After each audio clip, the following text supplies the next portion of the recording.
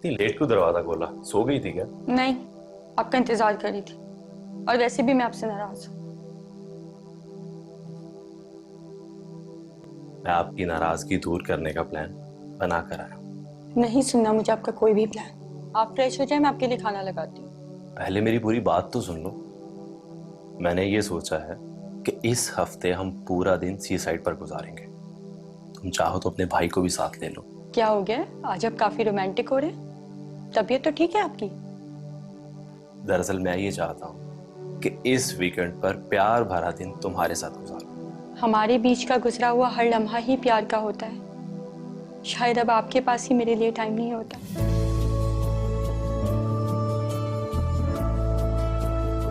हम कहाँ जा रहे हैं? अरे बेटा, हम पूरे दिन के लिए पिकनिक पर जा रहे हैं। सिर्फ एक दिन के लिए? 3 दिन के लिए क्यों नहीं? क्यों अली, आपको स्कूल नहीं जाना क्या? नहीं जाना। अल्लाह करे स्कूल बंद हो जाए। देखा, आपके लाड प्यार ने इसको बिगाड़ दिया। तुम अली की फिक्र मत करो, तुम पिकनिक का प्लान बनाओ। अच्छा चलिए, फ्रेश हो जाए, मैं आपके लिए खाना लगाती हूँ। आओ हम गेम खेलते हैं। अली आओ मेरा बेटा।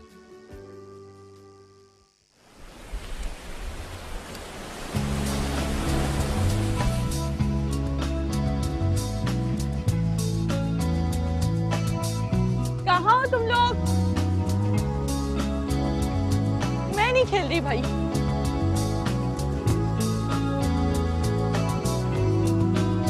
मेरी है, मेरी है, मेरी है, मेरी मेरी। नो। हाँ प्लीज, उधर उधर।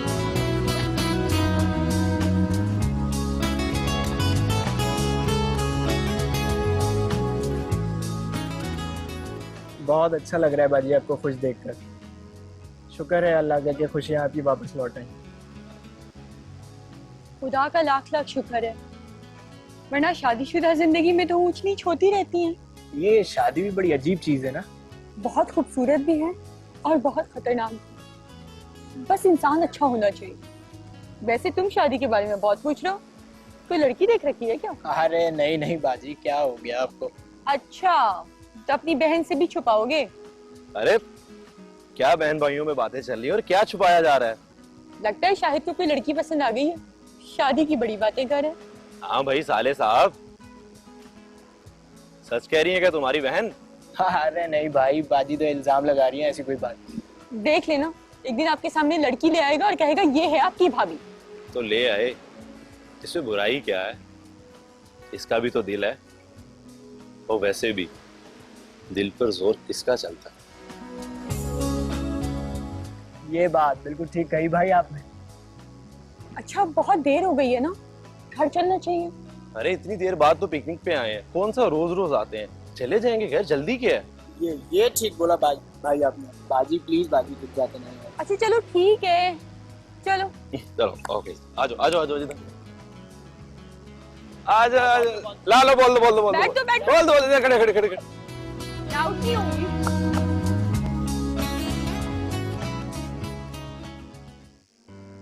वैसे भाई आज पिकनिक में बड़ा मजा है। तुम्हारे भाई के पास टाइम ही नहीं होता है। अरे क्या करूं, जितनी बड़ी नौकरी उतनी बड़ी ही जिम्मेदारी। क्या हुआ, ब्रेक क्यों लगा दी? क्या हुआ, सब खैर है? भाई आगे रास्ता बंद है। आओ देखते हैं, उठो। देख के जाओ, पहले बाहर देखो, ऐसे मत उतरो।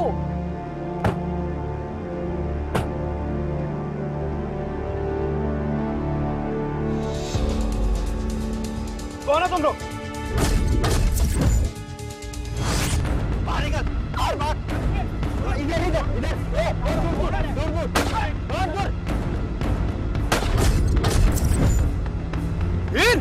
नरीन बाजी नरीन।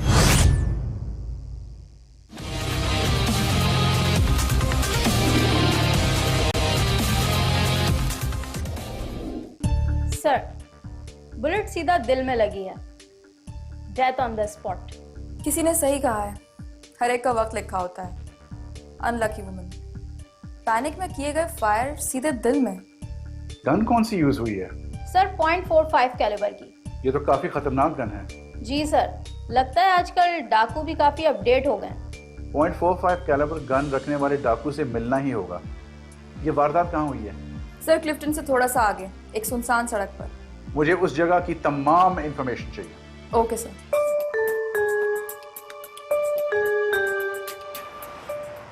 पीछे वाला रास्ता काफी हद तक क्लियर है और इस रोड को डाकू ने ही ब्लॉक कर रखा होगा ताकि लोगों को लूट सके। हो सकता है। और किसी ने कुछ बताया इस वाकये के बारे में? नहीं, यहाँ पर मैंने करीब के लोगों से पूछा है तो उनका कहना था कि यहाँ पर कम ही लोगों का आना जाना होता है। शाहिद, तुमने उन लोगों की बाइक का नंबर नोट किया था? नहीं, वहाँ पे इतना पैनिक था कि मैं नोट नहीं कर सका। उनके चेहरे याद हैं? नहीं, उन लोगों ने पूरी तरह नकाब कर रखे थे। तुम्हें ऐसा लगता है कि वो तुम्हारा पीछा करते हुए यहाँ तक आए थे?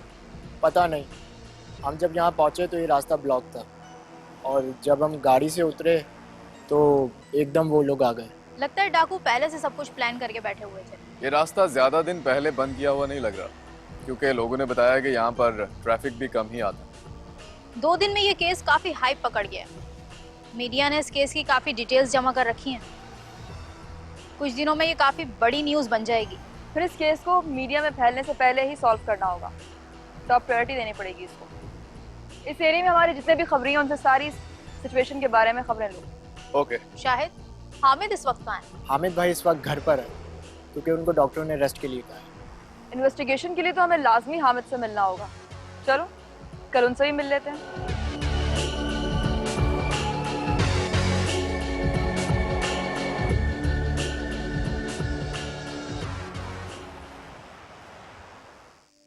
मिस्टर हामिद, अब आपका बेटा कैसा है? उस बेचारे को तो अब तक ये नहीं पता कि उसकी माँ नहीं रही।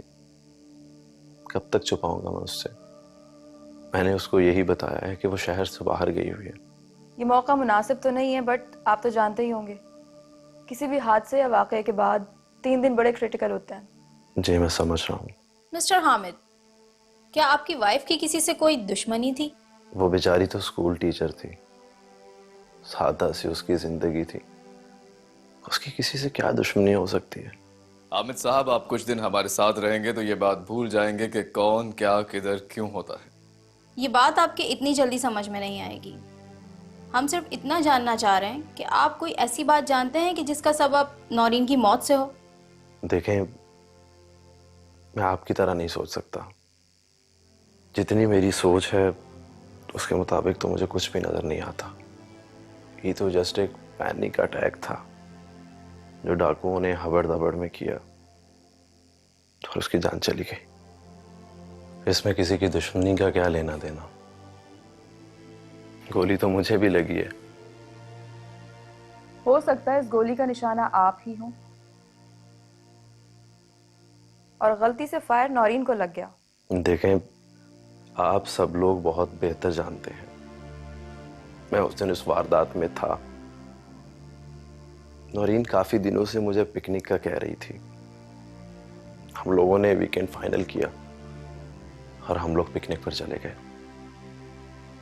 आपसी भर एक शॉर्टकट ही मुझे महंगा पड़ गया। डाकुओं ने रास्ता बंद किया हुआ था और वो हमें लूटने के लिए आ गए। उन्होंने मेरी बीवी के साथ बहुत बदतमीजी की। मुझसे ये बर्दाश्त नहीं हुआ। मैंने अपने दिफा के लिए अपनी बीवी को बचाने की कोशिश की। उन्होंने मुझ पर 2 फायर किए। एक फायर मुझे लगा और दूसरा फायर मेरी बीवी को लगा। अगर जो दिखता है वो वैसे ही होता तो शायद बहुत से कातिल आज आजाद फिर रहे होते। बस शॉर्टकट मुझे महंगा पड़ गया। ओह, आई एम सॉरी। वैसे बातों बातों में तो हम आपकी तबीयत पूछना भूल ही गए। कैसी तबीयत है आपकी? अब मैं ठीक हूँ। सांप कुछ ज्यादा गहरा नहीं है, बहुत जल्द ठीक हो जाएगा और फिर मैं ऑफिस भी जाना शुरू कर दूंगा। Well, that's good. Hope you'll recover soon. Thank you.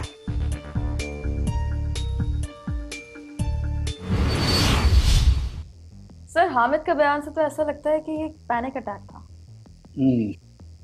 हाँ, भी सही है, लेकिन अगर हम आम आदमी के जैसे सोचने पड़े तो हम में और उनमें क्या फर्क होगा? सर, आपको किस पर शक हो रहा है? डाकू लूटने के लिए आए, लूटा कुछ नहीं, चले गए और एक मर्डर हो गया। फिर हो सकता है वो लोग घबरा गए हों। .45 कैलिबर का गन रखने वाला कोई आम आदमी नहीं हो सकता। It's professional. सर सही कह रहे हैं आप। .45 कैलिबर की गन एक प्रोफेशनल क्रिमिनल की चॉइस होती है। अली, तुमने हामिद और नौरीन की कॉल रिकॉर्ड की डिटेल ले ली है? जी, मैंने दोनों के रिकॉर्ड हासिल कर लिए हैं। हामिद का रिकॉर्ड तो काफी हद तक साफ है, लेकिन मिस नौरीन का किसी शफकत नामी आदमी के साथ गहरा रिलेशन है। Means extra marital affair. लेकिन नौरीन की तरफ से कोई रिस्पॉन्स नहीं नजर आ रहा इस रिपोर्ट में। सर मैंने स्कूल में भी पता किया है। पता चला है कि शफकत इनके स्कूल का प्रिंसिपल था और मैडम नौरीन में काफी हद तक इंटरेस्टेड भी था, और नौरीन भी इन्हीं के साथ नजर आती थी। शायद वो मैसेजेस ना करती हूँ। आखिर क्यों? सर हो सकता है अपने हस्बैंड के डर से। इसका जवाब तो मिस्टर शफकत ही दे सकते हैं।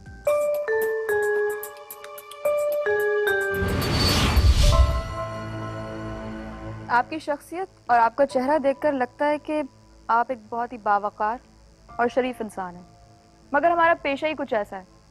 चेहरों के पीछे छुपे इंसान को खोजना हमारा काम है। आप लोगों की जॉब काफी इंटरेस्टिंग है।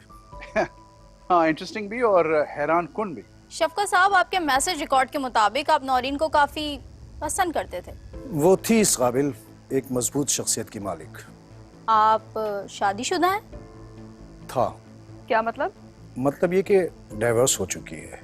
फिर तो आप काफी तन्हा हो गए हो। ये भी कह सकते हैं। आपके मैसेज रिकॉर्ड्स बता रहे हैं कि आप इस तन्हाई को दूर करना चाहते थे, वो भी नौरीन से शादी करके। जी हाँ। तो इसके लिए तो आप किसी गैर शादीशुदा लड़की का भी इंतखाब कर सकते थे। एक शादीशुदा लड़की और एक बच्चे की माँ ही क्यों?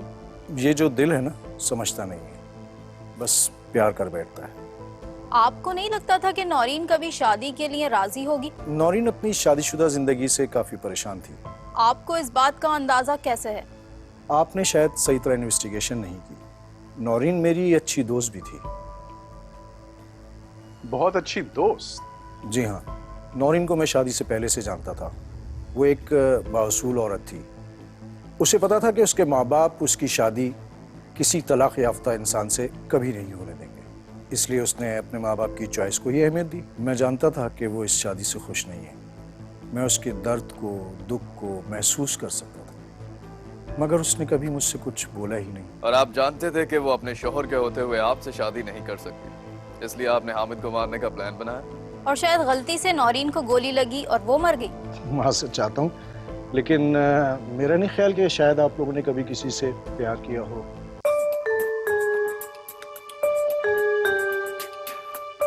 अपने महबूब की तकलीफ से आशिक कभी खुश नहीं हो सकता। मैं कभी कोई ऐसा काम नहीं कर सकता जिससे उसको तकलीफ हो। मैं आप लोगों के सामने हूँ, जो इन्वेस्टिगेशन करनी है कर लीजिए।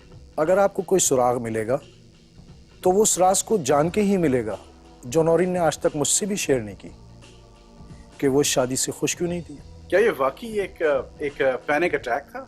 जी नहीं सर, अगर आप इजाज़त दें तो अब मैं जा सकता हूँ। आप जब कहेंगे मैं दोबारा आ जाऊँगा। ठीक है, आप जा सकते हैं। Thank you.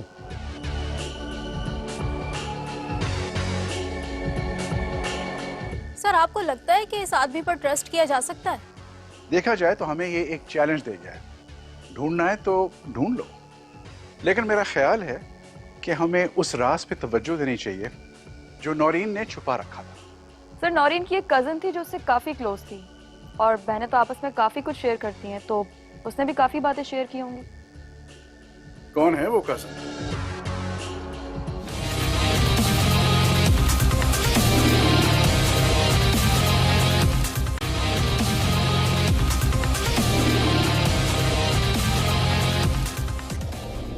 देखिए नूर, घबराने की कोई बात नहीं है।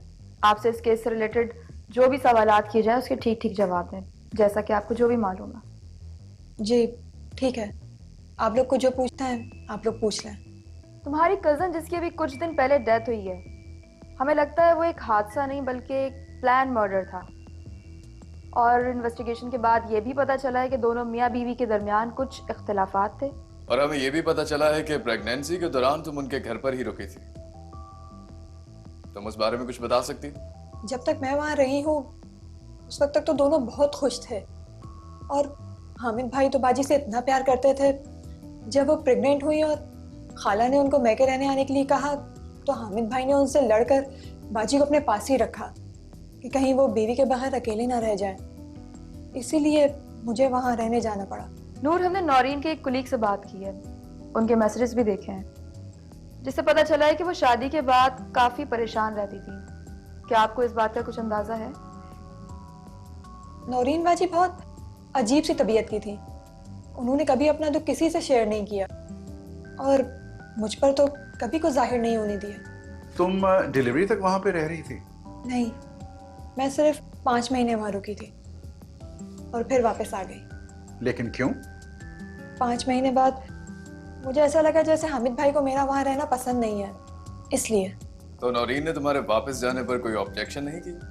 नहीं, मैंने एडमिशन का बहाना बनाया था और हर बात मैं बाजी को नहीं बता सकती थी, ऐसे ही दोनों मियाँ बीवी में फूट पड़ जाती। तुम तो कह रही थी कि हामिद नौरीन से बहुत प्यार करता था।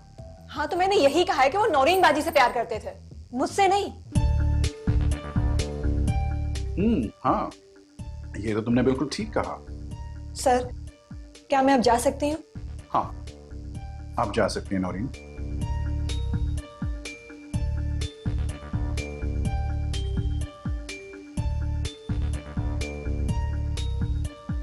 एक राज है जो मरने वाले के साथ दफन हो गया और उस राज में ही कातिल की शनाख्त है।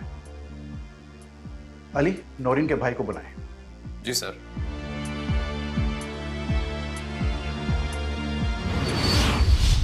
सर, हम लोग वहाँ से 6:30 बजे निकल गए थे और तकरीबन 20 मिनट बाद तुम्हें वो रास्ता ब्लॉक मिला?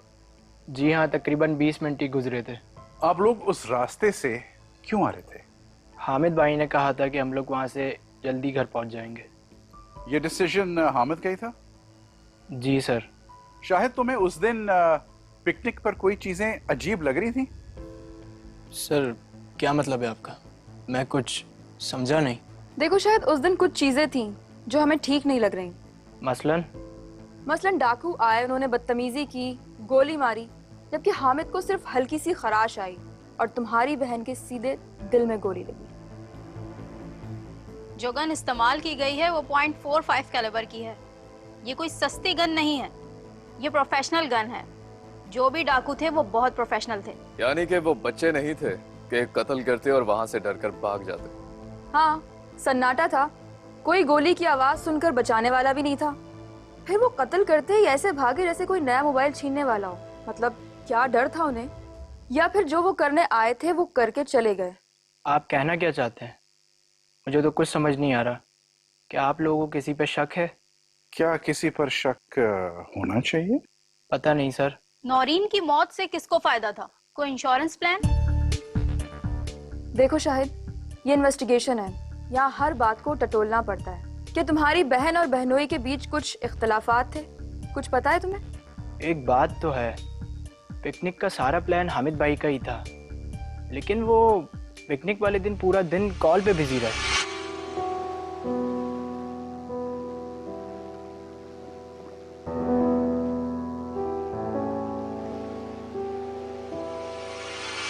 और गाड़ी में बैठने के बाद भी बार बार इधर उधर देख रहे थे, जैसे कुछ परेशान हो।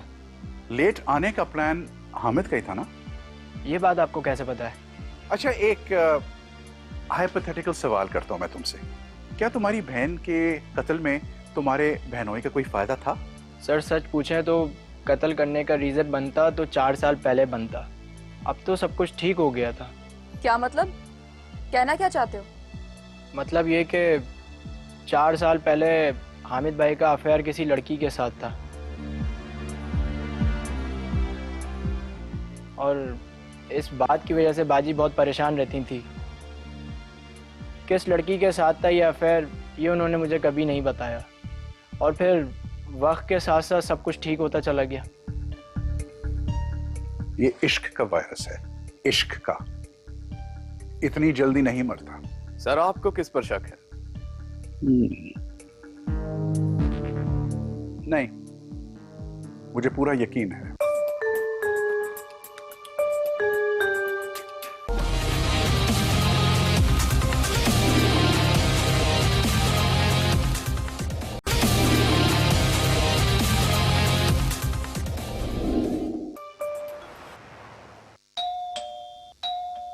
आ रही हूँ। आप लोग इस वक्त? क्यों? हम इस टाइम नहीं आ सकते? या फिर आप किसी और को एक्सपेक्ट कर रही थी? नहीं तो, ऐसी तो कोई बात नहीं है। हमें आपके घर की तलाशी लेनी है। वो किस लिए? वो हम तलाशी के बाद आपको बताएंगे।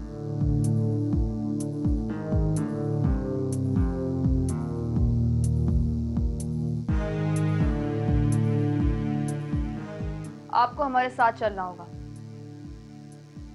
मगर क्यों? क्योंकि हमें उस कहानी का सिरा मिल गया है जो आपने शुरू की।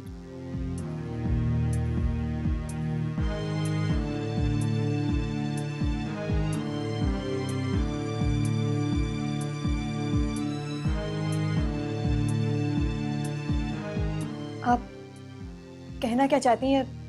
साफ साफ बात करें। मतलब ये कि आप पिछले 4 साल से इस नंबर के थ्रू हामिद से कांटेक्ट में हैं। कत्ल वाले दिन भी हामिद इसी नंबर पर आपसे राब्ता करता रहा और आपको आगाह करता रहा कि आप दोनों का प्लान कामयाब होने वाला है।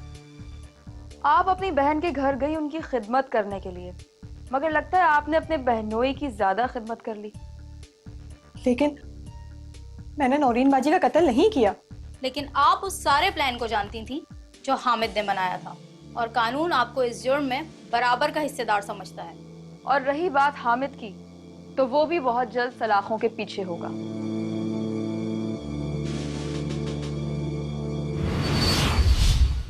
पहले से प्लान मतलब कि पिकनिक प्लान? मतलब क्या है आपका? सुना है आप ऑफिस के काम में काफी बिजी रहते हैं, और आप ऑफिस में ना हो तब भी आपका काम चलता रहता है फोन के जरिए। जी, मैं अपनी कंपनी का मार्केटिंग हेड हूँ। तो मार्केटिंग मैनेजर साहब, आपके साले ने बताया है कि आपको पिकनिक वाले दिन भी काफी कॉल्स आ रही थी। जी, मैं इसलिए कॉल्स पर लगा हुआ था क्योंकि मैं अपने जूनियर को गाइड कर रहा था कि मेरे बगैर मेरा काम डिस्टर्ब ना हो। हमारे पास आपके साले की स्टेटमेंट मौजूद है।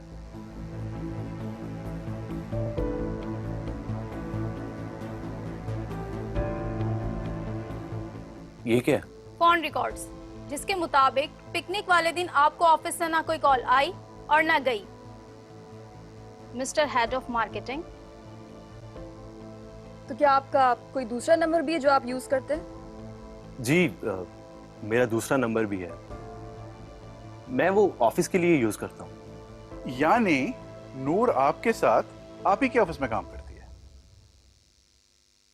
हमने आपके दूसरे नंबर के भी कॉल रिकॉर्ड्स निकाल लिए हैं, जिसका खुलासा ये है कि आपका नूर के साथ अपनी बीवी की प्रेगनेंसी से जो सिलसिला शुरू हुआ वो अब तक है। और कत्ल वाले दिन पे आपने कातिलों से इसी नंबर से राब्ता किया। वो कातिल भी पकड़े जा चुके हैं मिस्टर, और जो 4 लाख रुपए तुमने उन्हें दिए थे वो भी बरामद हो गए हैं, और उन्होंने तुम्हारे खिलाफ बयान भी रिकॉर्ड करवा दिया। और हम नूर को भी जेल भेज चुके हैं। ये तुमने कैसे सोचा कि तुम अपनी बीवी का कत्ल करोगे और फिर तुम पकड़े भी नहीं जाओगे? हाउ? मेरे पास कोई और रास्ता नहीं था। मैंने उसको कई दफा कहा तुम चुपचाप चली जाओ। खुदा का वास्ता मेरा पीछा छोड़ दो, मैं तुम्हारे साथ अब नहीं रहना चाहता। हामिद, मैं तुम्हारे बच्चे की माँ बनने वाली हूँ। मैं और कुछ नहीं जानता, बस मुझे पता है तुम ये सब किस वजह से कर रहे हो। अगर तुम्हें पता है कि ये सब मैं किस वजह से कर रहा हूं तो मेरा पीछा क्यों नहीं छोड़ देती तुम? लेकिन वो मेरी बात ही नहीं मानती थी। मुझे कहती थी कि मेरी फैमिली में बहुत सारे वकील हैं, वो मुझ पे केस कर देगी, अदालतों में रोलेगी वो। तो मैं क्या करता? यही किया मैंने। वो तुम्हारी बीवी थी, अपने शौहर से लड़ना उसका हक था। कैसा हक, जब मुझे उससे मोहब्बत ही नहीं थी? ये रिश्ते कोई पत्थर तो नहीं होते ना जो इंसान अपने गले में बांध कर फिरता है।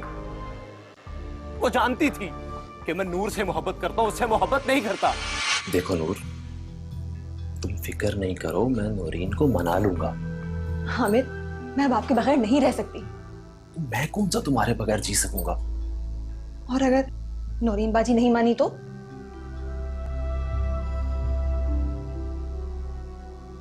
अगर नौरीन नहीं मानेगी तो मैं उसे छोड़ दूंगा तुम्हारे लिए। वो मुझे और नूर को तंग करने के लिए जानबूझ के डाइवोर्स नहीं ले रही थी। 3-3 लोगों की जिंदगी जहन्नुम बनाकर रख दी थी उसने। वाह मिस्टर हामिद, एक तो चोरी, ऊपर से सीना जोरी। क्या शादी के बाद इंसान मोहब्बत नहीं कर सकता? लेकिन उस प्यार को पाने के लिए आपने अपनी बीवी को कत्ल कर दिया। हाँ, उस मोहब्बत को पाने के लिए मैंने अपनी बीवी की जान ले ली। ये भी नहीं सोचा कि तुम्हारे बच्चे का क्या होगा उसकी माँ के बाद? हामिद, इस दुनिया में कोई चीज छुपी नहीं रहती। एक ना एक दिन तुम्हारे बेटे को तुम्हारे इस मासूम चेहरे का छुपा हुआ जानवर नजर आ जाएगा। ये चेहरों का खेल है, चेहरों का। हर चेहरे के पीछे एक निकाह।